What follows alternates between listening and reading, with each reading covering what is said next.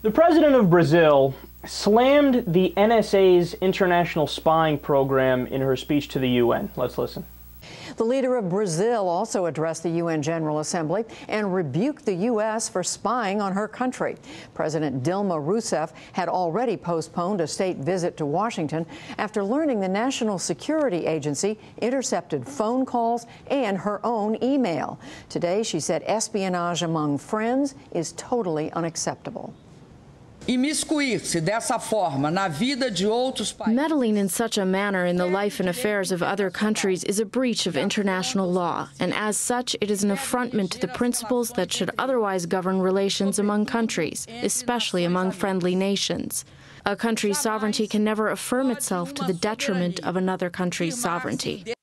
Rousseff said Brazil, which is an important hub for transatlantic fiber optic cables, is adopting new laws and technology to protect against illegal interceptions of communications in the future.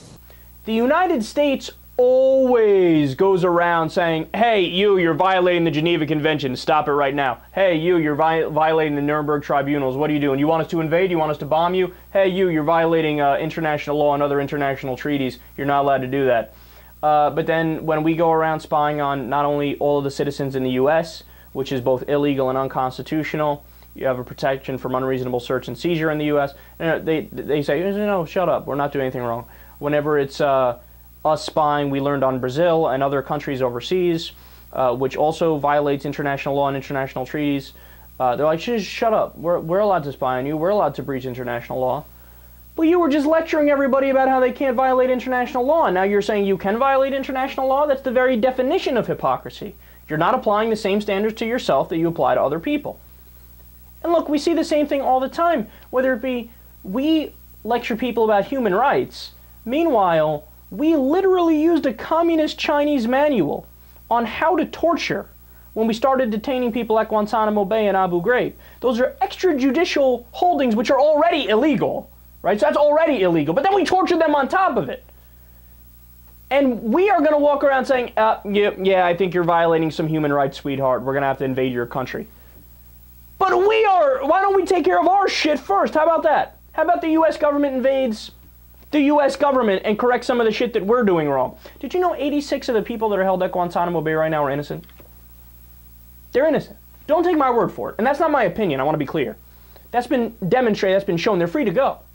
But the Obama administration isn't releasing them because they're afraid of the political fallout from the right-wingers if they release 86 people from Guantanamo Bay. Because if God forbid something happens eventually, whether it's related or not related to the people at Guantanamo Bay, the Republicans go, that's because Obama released 86 people. Yeah, but you idiots, they're all innocent. We went through an entire process here. Isn't that amazing? We're holding innocent people, we tortured people, we have all these CIA black sites, and we are going to lecture other people about international law. Even what just went on with Syria. They go, oh my God, the Syrians used chemical weapons. Oh, how dare they? We're going to have to invade and stop them. Yeah, but, okay, let's stop. Let's look at history here. The United States and Vietnam, we used Agent Orange and napalm. Those are chemical weapons. So we could do it, it's fine, but if somebody else does it, oh my God, everybody flip out, we need to uphold international law. That's not enough for you? Fine. 2003 in Fallujah, we used depleted uranium tips and white phosphorus. Also chemical weapons. So what, we could do it just 10 years ago, and now if somebody else does it, it's not okay? We're still not done yet. Israel, our closest ally, used white phosphorus in the Palestinian territories about a year and a half ago.